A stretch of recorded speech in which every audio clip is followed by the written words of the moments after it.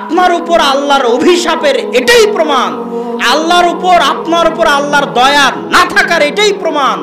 আপনি আল্লাহর রহমত থেকে বঞ্চিত, আল্লাহর দরবার থেকে বিতাড়িত, আল্লাহর করুণা দৃষ্টি থেকে বঞ্চিত।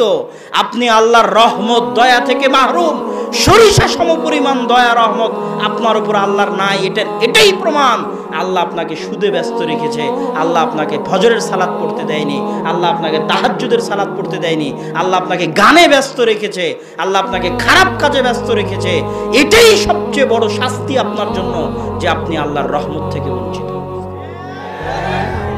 এটা মানুষকে বুঝতে পারতে হবে। আপনি ফজরের সালাত আদায় করতে পারছেন না মানে আপনি আল্লাহর থেকে দূরে চলে গেছেন, এটা অনুভব করতে পারতে হবে। আপনি গান বাজনায় ব্যস্ত আছেন, খারাপ কাজে ব্যস্ত আছেন, হারাম উপার্জনে ব্যস্ত আছেন, মানে আপনি আল্লাহর রহমত থেকে বঞ্চিত হয়ে গেছেন, আল্লাহর দয়া করুণা দৃষ্টি থেকে বঞ্চিত আছেন। রাসূল সাল্লাল্লাহু আলাইহি ওয়াসাল্লাম বলছেন, ইন্নাল্লাহা ইউতিদ দুনিয়া লিমান ইউহিব ওয়া মান লা ইউহিব। আল্লাহ সুবহানাহু ওয়া তাআলা দুনিয়া তাকেও দেন যাকে আল্লাহ সুবহানাহু ওয়া তাআলা ভালোবাসেন, আর আল্লাহ সুবহানাহু ওয়া তাআলা দুনিয়া তাকেও দেন যাকে আল্লাহ সুবহানাহু ওয়া তাআলা ভালোবাসেন না।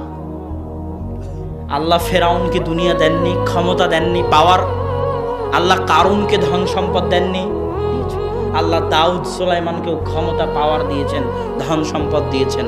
মানে আল্লাহ ধন সম্পদ ক্ষমতা পাওয়ার যাকে ভালোবাসেন তাকেও দেন, যাকে ভালোবাসেন না তাকেও দেন। কিন্তু আল্লাহর ইবাদত করার সুযোগ, আল্লাহর দাসত্ব করার সুযোগ, আল্লাহর কাছে থাকার সুযোগ, কাছে আসার সুযোগ, আল্লাহর সাথে যোগাযোগ সম্পর্ক রক্ষা করার সুযোগ আল্লাহ তাকেই দেন যাকে তিনি ভালোবাসেন।